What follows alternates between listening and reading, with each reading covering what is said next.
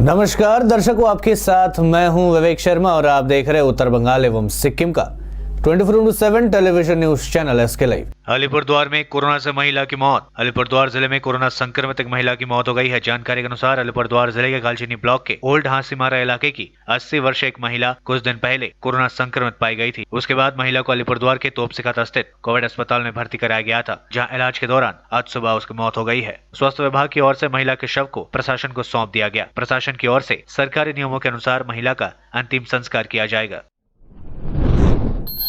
गृह मंत्री Amit Shah corona positive, खुद ट्वीट कर दी जानकारी। कहा, मेरे संपर्क में आए लोग कराए अपनी जांच।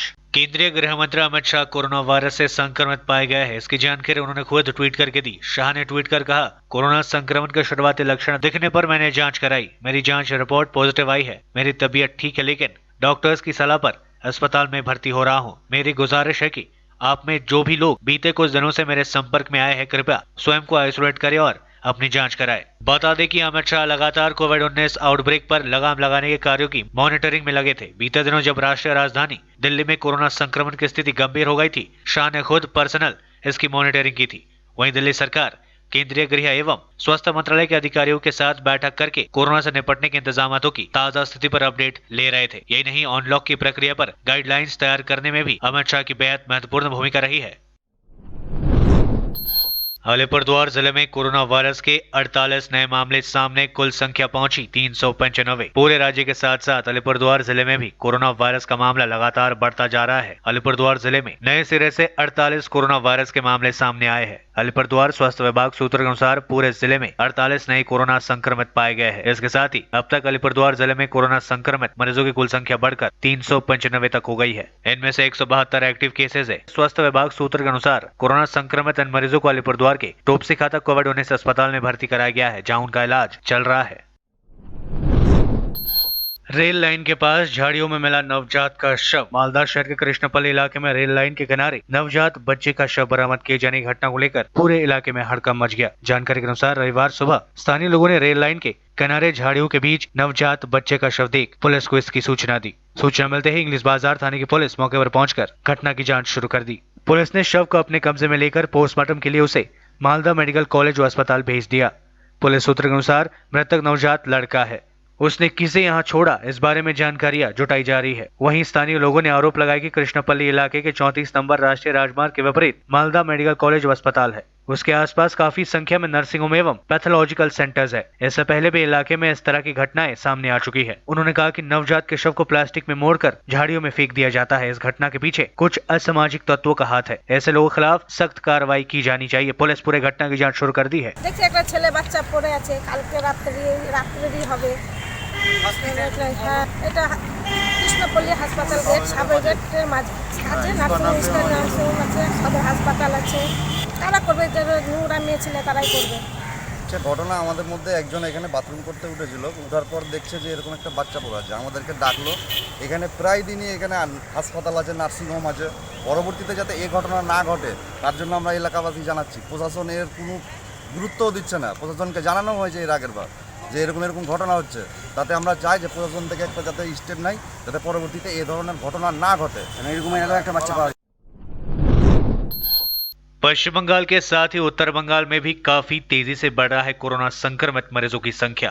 विशेषकर उत्तर दिनाजपुर, दक्षिण दिनाजपुर और मालदा में काफी तेजी से संक्रमित हो रहे हैं लोग।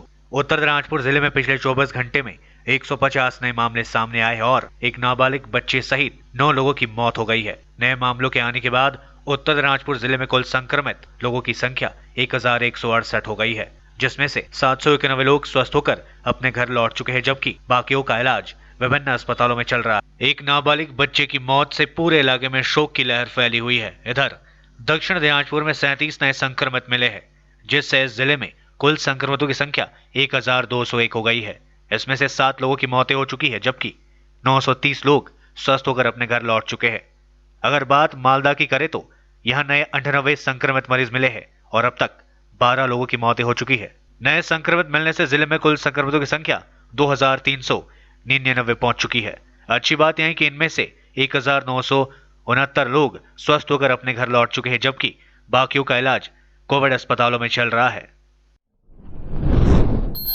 जर्जर हो चुके अस्पताल जाने वाली सड़क छोटे बड़े गड्ढों से जान जोखिम में डालकर यात्रा कर रहे लोग। एसडीडीए ने जल्द मरम्मती का दिया भरोसा। जलपाईगुड़ी शहर के कोविड अस्पताल जाने वाले सड़क इन दिनों छोटे बड़े गड्ढों से पट गया है। जर्जर हो चुकी इस सड़क से मरीज को एम्बुलेंस से अस्पताल ले जाने में चालकों को काफी दिक्कतों का सामना करना पड़ता है। आम लोगों को भी बदहाल सड़क की वजह से यातायात करने में काफी मुसीबतों का सामना करना पड़ता है। मोटरसाइकिल, रिक्शा, यहाँ तक कि टोटो की भी परिचालन में काफी समस्याएं आ रही है। स्थानीय लोगों ने बताया कि पिछले 3 सालों से सड़क की अवस्था शोचनीय बनी हुई है। यह सड़क जलपाईगुड़ी की महत्वपूर्ण सड़कों में से एक है। इस सड़क से मरीज और उसके परिजन कोविड अस्पताल में आते जाते हैं। चिकित्सक व स्वास्थ्यकर्मी भी इसी रास्ते से अस्पताल आते जाते हैं, लेकिन फिलहाल यह सड़क छोटे बड़े गड्ढों में तब्दील हो चुकी है। बदहाल सड़क के कारण यह छोटी बड़ी दुर्घटनाओं की संभावनाएं बनी रहती है। लोगों ने बताया कि इससे पहले कई बार सड़क मरम्मती की मांग को लेकर आंदोलन किया गया, लेकिन कोई लाभ नहीं हुआ। दूसरी ओर एसडीडीए के चेयरमैन विजय कृष्ण वर्मन ने बताया कि सड़क मरम्मती का काम जल्द शुरू किया जाएगा। उन्होंने कहा कि एसडीडीए की ओर से जल्द ही सड़क मरम्मती की पहल शुरू की जाएगी। অনেক দিন থেকে খারাপ, মানে ঠিকই করতেছে না। এটা আমাদের একটু যাইতে অসুবিধা, পেশেন্ট নিয়ে যাইতে অসুবিধা হয়। আমরা সিটি স্ক্যান ফ্যান করতে যাই, যখনই দেখো রাস্তাটা খুবই খারাপ। বর্ষার জন্য আরো বেশি খারাপ হয়ে গেছে। রাস্তা ঠিক করলে ভালো হয়। আমরা পেশেন্ট নিয়ে যাতায়াত করি, আমাদের একটু অসুবিধা হয়, আস্তে আস্তে যাই আর কি। এই রাস্তাটা আমরা পাস করে রেখেছি, মানে কাজ শুরু করার পথে আর কি। মানে এসডিএর পক্ষ থেকে এটা করা হবে। শুধু এইটাই নয়, আরও আমরা এই লাস্ট মিটিংয়ে আরও 6টা রাস্তা পাস করেছি। বয়রকানা বাজার থেকে যারা তরুণদল রাস্তার অবস্থা খুব খারাপ, এইরকম বেশ 6টা রাস্তা আছে। মানে একবার এত প্রবল বৃষ্টি, যার ফলে কাজ শুরু করা যাচ্ছে না। মানে ওই রাস্তাটা বিশেষ করে যেটা ওই স্টেডিয়ামের পাশ দিয়ে যেটা রাস্তাটা, মানে বিশ্ববাংলার পাশ যে রাস্তাটা, ওটাতে মাঝখানে পাথরও ফেলা হয়েছিল, মানে আপাতত চলার মতো। কিন্তু এই প্রবল বৃষ্টিতে পাথর সরে যায়, ফলে বালু দিলে বা দিলে সেটা আরও কাদা হয়ে যাবে। এই জন্য আপাতত এটা বন্ধ রাখা হয়েছে। একটু আকাশটা ক্লিয়ার না হলে কাজটা শুরু করা যাবে না। এরকম সারা জায়গায় আমার কাজ শুরু করতে পারছি না প্রবল বৃষ্টির জন্য।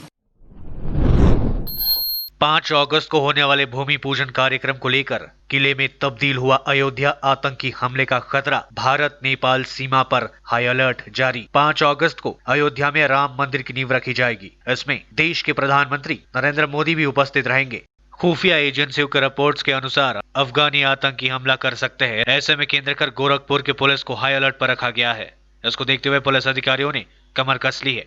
किसी भी अप्रिय स्थिति से निपटने के लिए थाना स्तर पर तैयारियां की गई है। गोरखनाथ मंदिर, एयरपोर्ट समेत शहर के 50 स्थानों को अति संवेदनशील मानते हुए फोर्स तैनात करने के साथ ही गश्त बढ़ा दी गई है। खुफिया एजेंसियों के अनुसार गोरखपुर जोन के भारत नेपाल बॉर्डर पर कड़ी नजर रखने का अलर्ट जारी किया गया है। इनपुट है कि अयोध्या में 5 अगस्त को होने वाले भूमि पूजन से 15 अगस्त तक पाकिस्तानी खुफिया एजेंसी ISI के इशारे पर अफगानिस्तान में ट्रेंड आतंकी हमला कर सकते हैं। इस बीच कड़ी सुरक्षा के पुख्ता इंतजामात कर दिए गए हैं और अलर्ट पर पूरे अयोध्या को रख दिया गया है। लेते छोड़ा सा ब्रेक, फिर मिलेंगे ब्रेक के बाद। अपने सपनों को संजोने के लिए ओम डेवलपर्स लेके आए हैं Shri Shyam farm house villa, जिसकी पहले फेज के सभी प्लॉट्स बिक चुकी हैं और दूसरे फेज की बुकिंग और रजिस्ट्रेशन है चालू।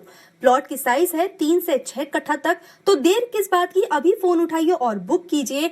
Shri Shyam farm house villa, Phulbari. Contact number 9609784045 या 9733036000।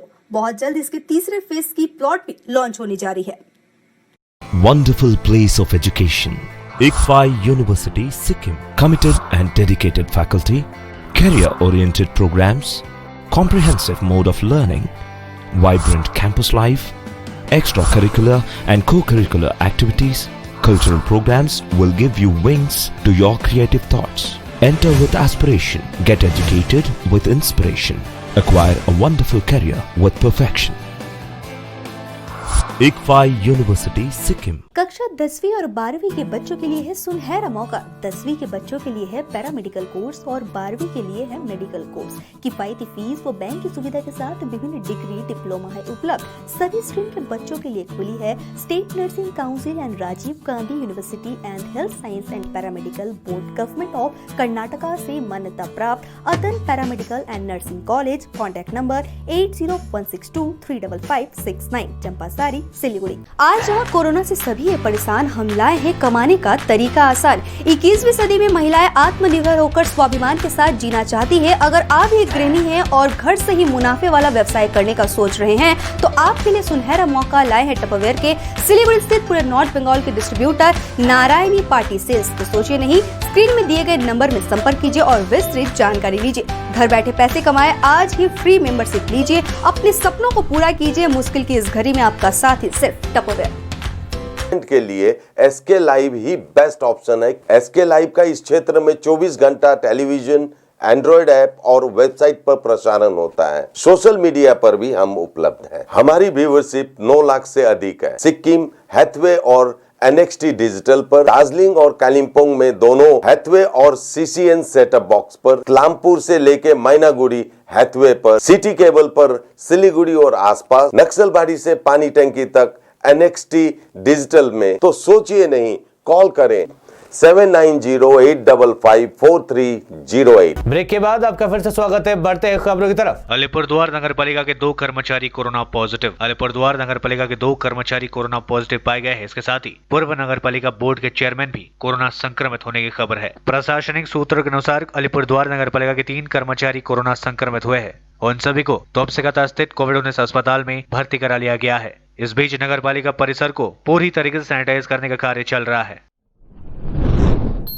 राखी के व्यापार पर छाया कोरोना वायरस का साया, लोग नहीं खरीद रहे हैं राखियां, व्यापारी परेशान। राखी के त्योहार पर कोरोना का संकट छाया हुआ है और इस बार बाजारों में मिलने वाले राखी से लोग परहेज कर रहे हैं। ऐसे में रायगंज में कुछ लड़कियां और महिलाएं घर पर ही राखी बनाकर अपने भाइयों की कलाई पर सजाने वाली है, तो कुछ ऐसे जो नजदीक की दुकान से कम दाम में राखी खरीद कर मनाने की तैयारियां कर रही है। रक्षाबंधन अर्थात किसी को रक्षा के बंधन में बांध लेना, इस पर्व का इंतजार हर बहन को होता है। वहीं व्यापारियों में भी आस होती है कि उनकी भी आमदनी होगी। कोविड-19 के कारण पहले ही मंदी की मार झेल रहे व्यापारियों को रक्षाबंधन के पर्व की बड़ी आस है कि उनका व्यापार अब चल पड़ेगा। लेकिन इस महामारी के बढ़ते क्रम को देखते हुए यह आस भी धूमिल होती जा रही है। এখানে আজকে বাঙালি শ্রেষ্ঠ মহোৎসব বলতে গেলে এক কথায় রাখি বন্ধন, যে রবীন্দ্রনাথ ঠাকুর রাখি বন্ধনের মধ্যে একটা ভ্রাতৃদ্বয় বোধ জাগ্রত করেছিল যে স্বাধীনতা হওয়ার আগে। সেই রাখি পূর্ণিমাকে উপলক্ষে আমরা এখানে আসা। কিছু যে অবস্থা পরিস্থিতি এখন বর্তমানে উদ্ভব হয়েছে সেটা প্যান্ডামিক যাকে বলে, এক কথায় করোনা মহামারী। সেই মহামারীর মধ্যে বাঙালির যে রাখি বন্ধন উৎসব, সেই বন্ধন উৎসবটাকে আমরাও যে যতটুকু এই পরিসরের মধ্যে দিয়ে এগিয়ে যেতে পারি সেই চেষ্টার মধ্যে আমরা আছি। হ্যাঁ, রাখি নেওয়ার জন্যই এসেছি এখানে। জাস্ট ছোটো ছোটো বাচ্চারা আছে, তারা তো এই সমস্ত ব্যাপারটা অতটা অনুভব করতে পারে না, তাদেরকে কেন এই সমস্ত উৎসব থেকে আমরা বিচ্যুত রাখবো, যার জন্যে জাস্ট ঘরের মধ্যেই ছোট করে একটা রাখি বন্ধন উৎসব পালন করব। দাদা আর ভাইয়ের জন্য রাখি কেনার জন্য। হ্যাঁ, কিনতেছি। এবার তো করোনা ভাইরাস চলছে, তার জন্য অল্পই কিনতেছি। স্কুল বন্ধ আছে, বান্ধবীদেরকেও পড়াতে পারবো না, তো অল্পই কিনতেছি। খারাপ লাগতেছে, পড়াতে পারবো না সবাইকে, তাই। এবার তো ব্যবসা নাই, এই করোনার জন্য, একদম মহামারীর জন্য ব্যবসা একদমই কম, মানে নাই আর কি বলতে চলে। গতবারের থেকে এবার অনেক কম, মানে নাই। গতবার খুবই ভালো হয়েছিল এবং খুবই আমরা লাভজনক হয়েছি, লাভই করছি এবং ভালো ব্যবসা হয়েছে। এবার ওই তুলনায় এবার কোনো ব্যবসাই নেই। আমরা 30-40 হাজার টাকা রাখি উঠেছিলাম গতবার, এবার ওই অর্ধেক উঠেছি, 15-20 হাজার টাকা হবে। কেন কম কেন উঠাইছেন? এই আমাদের দেশে একটা মহামারী লাগছে, করোনা, তারপরে লকডাউন যাচ্ছে, ব্যবসা, তারপরে স্কুল কলেজ সব বন্ধ, রাখি কোনো মানে ব্যবসাই নাই। এবার যদি ব্যবসা না হয় টোটালটাই আমাদের লস হয়ে যাবে, আমাদের টোটালটাই মাল একদম। আশা করি প্রত্যেকবারই আমরা রাখিতে একটা ব্যবসা করব এবং আয় করব, সেই জিনিসটা এবার নাই। এবার একদমই আমাদের ব্যবসা খারাপ। कोरोना वायरस ने मानव जीवन पर विभिन्न रूपों से प्रभावित किया है और इसका प्रभाव आने वाले समय में काफी लंबे अरसे तक देखने को मिल सकता है। इस वायरस के कारण ही देश में पहली बार लॉकडाउन लागू किया गया था और पूरे विश्व के लोगों को विभिन्न प्रकार की समस्याओं का सामना करना पड़ रहा है। आने वाली पीढ़ी को वर्तमान समय में लोगों को हो रही कठिनाइयों और समस्याओं का सामना करना पड़ा है। इसके संबंध में जानकारी देने के लिए रायगंज विश्वविद्यालय भूगोल विभाग के अध्यापक तापस पाल एक किताब लिख रहे हैं। वायरस की वजह से वर्तमान परिस्थितियों और पड़ने वाले प्रभावों के संबंध में विशेष रूप से इसके बारे में लिखा जा रहा है ताकि आने वाली पीढ़ियों को इस संबंध में जानकारी मिल सके। ইতিহাসকে সংরক্ষণ করে রাখাই আমাদের কাজ। লকডাউনকে কেন্দ্র করে যে সমগ্র বিশ্বে যে ইতিহাসটা চলে গেল লাস্ট 70-75 দিন ধরে, এই 70-75 দিন সকলেই টিভি দেখেছেন, মোবাইলে নিউজ দেখেছেন, ফেসবুকে নিউজ দেখেছেন, হোয়াটসঅ্যাপে শেয়ার করেছেন, কিন্তু বাস্তব কি হয়েছে আজ থেকে 30 বছর পর যদি আপনি কাউকে গিয়ে জিজ্ঞেস করেন, সে কিন্তু বলতে পারবে না।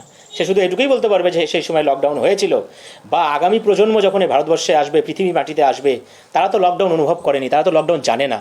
যেমন প্রথম বিশ্বযুদ্ধ, দ্বিতীয় বিশ্বযুদ্ধ আমি কিন্তু জানি না, আপনিও সম্ভবত জানেন না, কিন্তু আমরা এই প্রথম বিশ্বযুদ্ধ, দ্বিতীয় বিশ্বযুদ্ধ বা হিউয়েন সাংয়ের টাইমে, আর্কিমিডিসের টাইমে, বেদের টাইমে, রামায়ণের টাইমে, মহাভারতের টাইমে কী সমাজ ছিল, কী কালচার ছিল, কী এনভায়রনমেন্ট ছিল, কী পলিটিক্স ছিল, কী রাজনৈতিক জীবন ছিল, সামাজিক জীবন ছিল, পারিবারিক জীবন ছিল, আমরা কোথা থেকে জানবো? পাঠ্যপুস্তক এবং আমাদের যে লেখনী পৃথিবীতে আমরা রেখে দিয়ে যাব, এর থেকেই জানবো। তা আমার মনে হয়েছে এই সময়ের যে ইতিহাস, তা সম্পূর্ণভাবে লিপিবদ্ধ করে রাখতে হবে। ভবিষ্যতে যদি ভারতবর্ষ আবার কোনো দিন এই ধরনের লকডাউন ফেস করে, তাহলে সেই সময় মানুষ জানতে পারবে এর আগের লকডাউনে আমরা কী ম্যানেজমেন্ট নিয়েছিলাম, কী প্ল্যানিং নিয়েছিলাম, কীভাবে তার থেকে উদ্ধার হয়েছিলাম, কীভাবে সেখানে আমাদের কী কী ফল্ট ছিল, কী কী প্লাস পয়েন্ট ছিল, ফল্টগুলোকে আমরা আবার দূরীভূত। এটা আমার ভেতরে আমি সবসময় অনুভব করি, এবং এটা ছাড়া আমার প্রাণ ঠিক প্রাণ বলে অনুভব করি না আমি কখনো।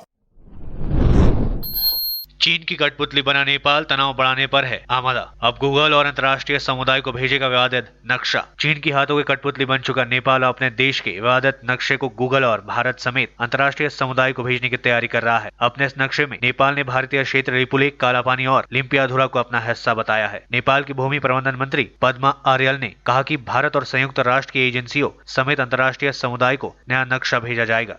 इस महीने के मध्य तक यह प्रक्रिया पूरी कर ली जाएगी। उनके मंत्रालय ने नेपाली मापन विभाग को नए नक्शे की 4000 कॉपी को अंग्रेजी में प्रकाशित करने का और उनसे अंतर्राष्ट्रीय समुदाय को भेजने को कहा है। नेपाल की ओली सरकार ने 20 मई को यह विवादित नक्शा जारी किया था। इसमें लिम्पियाधुरा, लिपुलेख और कालापानी को नेपाल का हिस्सा दर्शाया गया है। भारत ने नेपाल के इस नक्शे को खारिज कर दिया है। भारत का कहना है कि नेपाल का यह एक तरफा कार्रवाई ऐतिहासिक तथ्यों व साक्ष्यों पर आधारित नहीं है। भारत और चीन सेना के बीच जारी है कोर कमांडर स्तर की वार्ता। भारत और चीन की सेनाओं के बीच आज वास्तविक नियंत्रण रेखा के पास मोल्डो में कोर कमांडर स्तर की वार्ता हो रही है। बैठक सुबह 11 बजे शुरू हुई है। इस दौरान भारत का पूरा ध्यान फिंगर क्षेत्र से चीनी सेना के पूरी तरह से पीछे हटाने पर केंद्रित होगा। बता दें कि सीमा विवाद को लेकर दोनों देशों के बीच सैन्य व कूटनीतिक स्तर पर कई चरणों में बातचीत हुई है। इसके तहत कमांडर स्तर पर 4 चरणों में वार्ता हुई है। इससे पहले गुरुवार को भारतीय विदेश मंत्रालय ने कहा कि पूर्वी लद्दाख के LAC पर सभी इलाकों से चीनी सैनिकों की वापसी की प्रक्रिया अभी भी पूरी नहीं हो पाई है। साथ ही कहा गया है कि चीन को इस मामले में गंभीरता से प्रयास करना चाहिए। विदेश मंत्रालय के प्रवक्ता अनुराग श्रीवास्तव ने इस दौरान कहा कि दोनों पक्षों ने पिछले हफ्ते परामर्श और समन्वय के लिए 17वीं बैठक की और वास्तविक नियंत्रण रेखा LAC पर भारत चीन सीमा क्षेत्रों में स्थिति की समीक्षा की। बिहार में थमने का नाम नहीं ले रही है बाढ़ का कहर। उत्तर बिहार में अलग अलग जगहों पर डूबने से 6 बच्चियों समेत 14 की हुई मौत। उत्तर बिहार में अलग अलग जगहों पर डूबने से शनिवार को 14 लोगों की मौत हो गई। इनमें मुजफ्फरपुर में 7, मधुबानी में 3, पूर्व चंपारण में 2 और दरभंगा और सीतामढ़ी में एक शामिल है। गंडक नदी की बाढ़ में दूसरे दिन भी डूबने से बच्चे समेत 4 लोगों की मौत हो गई। गोताखोरों की मदद से 3 लोगों के शव बरामद किए गए हैं, जबकि एक लापता है। हादसा बरौली थाने के पचरुखिया और माटियारा गांव में हुआ है। बाढ़ग्रस्त बागजनी पंचायत के पचरुखिया गांव में शौच के लिए जाते समय एक व्यक्ति के डूबने से मौत हो गई, जिसकी पहचान रमन तिवारी के रूप में की गई है। वहीं दूसरी घटना उस वक्त हुई जब मोहम्मदासपुर माटियारा गांव में मेमन चौरसिया का 10 वर्षीय पुत्र सुमित कुमार, श्री भगवान चौरसिया का पुत्र मंटू कुमार व चरणजीत चौरसिया का पुत्र सड़क पर बह रहे पानी को पार कर कहीं जा रहे थे। पानी पार करने के दौरान एक बच्चा तेज धार में बहने लगा, जिससे 2 बच्चे बचाने गए। इस दौरान वे भी पानी। रॉबिनहुड आर्मी ने सफाई कर्मियों को किया सम्मानित। रॉबिनहुड आर्मी नामक स्वयंसेवी संस्था की ओर से रविवार को सफाई कर्मियों को खाद्य सामग्रियां प्रदान की गई। जलपाईगुड़ी रॉबिनहुड आर्मी के सदस्यों ने आज जलपाईगुड़ी जोड़बाती इलाके में जलपाईगुड़ी नगरपालिका के 4 एवं 5 नंबर वार्ड के करीब 35 सफाई कर्मियों को खाद्य सामग्रियां प्रदान की गई। संगठन के सदस्यों ने सफाई कर्मियों को खाद्य सामग्री, मास्क एवं राखी प्रदान की। इस अवसर पर जलपाईगुड़ी नगरपालिका प्रशासक बोर्ड के सदस्य संदीप महतो समेत अन्य गणमान्य व्यक्ति उपस्थित रहे थे। आज हम लोग का रॉबिनहुड आर्मी की तरफ से मिशन 30M जो चल रहा है, तो उसमें हम लोगों ने एक मिशन हर्ट का एक मिशन निकाला है। जो हमारे समाज में जितने भी सफाई कर्मी है, वो आज हमारे समाज के भाई हैं। दोस्त हैं और फ्रेंडशिप डे के दिन आज हम लोग समाज को ये मैसेज देना चाहते हैं कि हम उनको एक कूड़ा वाला, पुतला वाला, कचरा वाला नहीं संबोधित करके आज हमारे वो भाई हैं, हम उनको एक सम्मान दें। बच्चों में भी ये मैसेज जाए कि वो हमारे देश के हित के लिए कितना बड़ा काम करते हैं और वो एक सुपरमैन की तरह अपना काम करते हैं, जो अदृश्य रूप में ये हम लोग को दिखाते हैं कि आज साफ सफाई कितनी जरूरी है। स्वच्छ भारत का भी मिशन वो पूरा करते हैं। रॉबिनहुड आर्मी की तरफ से, जलपाईगुड़ी की तरफ से आज हम लोग 30 से 40 जन को, हमारे सफाई कर्मी भाई बंधु को आज राशन दे रहे हैं। उनको एक धन्यवाद का संदेश भी दे रहे हैं। उनको राखी भी दी जा रही है, फ्रेंडशिप बैंड दिया जा रहा है कि वो हमारे दोस्त हैं और साथ ही साथ उनको हमारे समाज के जो वो अंग हैं उनको वो भी बता। প্রথমে আমি ধন্যবাদ জানাই জলপাইগুড়ি রবিনহুড টিমকে, যারা এই আবহাওয়া, করোনা আবহাওয়া পরিস্থিতির মধ্যে দিয়ে দীর্ঘ 3 মাস ধরে মানুষের পাশে দাঁড়িয়ে, বিশেষ করে যারা গরিব মানুষ তাদের পাশে দাঁড়িয়ে তাদের সাহায্যের হাত বাড়িয়ে দিয়েছে। এটা অত্যন্ত প্রশংসনীয় এবং খুব অল্প বয়সের ছেলেমেয়েরা একত্রিত হয়ে সমাজের প্রতি যে সামাজিক দায়িত্ব পালনের জন্য তাদের অগ্রণী ভূমিকাকে আমি পূর্ণিশ অভিবাদন এবং ধন্যবাদ জানাই। পাশাপাশি আজকে জোড়াবাতির মোড়ে 4 এবং 5 নম্বরের ওয়ার্ডের যে সমস্ত সাফাই কর্মী এই করোনা আবহাওয়া পরিস্থিতির মধ্যে দিয়ে জীবনের ঝুঁকি নিয়ে মানুষের পাশে দাঁড়িয়ে তাদের সাফাই কর্মচারীরা তাদের কাজকে নিষ্ঠার সঙ্গে পালন করেছে, তাই আজকের এই মঞ্চ থেকে তারা তাদেরকে সম্মানিত করছে, তাদেরকে সম্মান জানাচ্ছে, স্যালুট জানাচ্ছে, অভিবাদন জানাচ্ছে। তাই এটা অত্যন্ত প্রশংসনীয় এবং এই ধরনের আগামী দিনে এই ধরনের মানুষরা কাজ করবার ক্ষেত্রে তারা উৎসাহ পাবে এবং সমাজের প্রতি তাদের দায়বদ্ধতা সম্বন্ধে তাদের আরও চিন্তাধারা বাড়বে। आज के लिए बस इतना ही और मुझे दीजिए इजाजत और देखते रहिए SK लाइव, आपका समय आपकी खबर। धन्यवाद।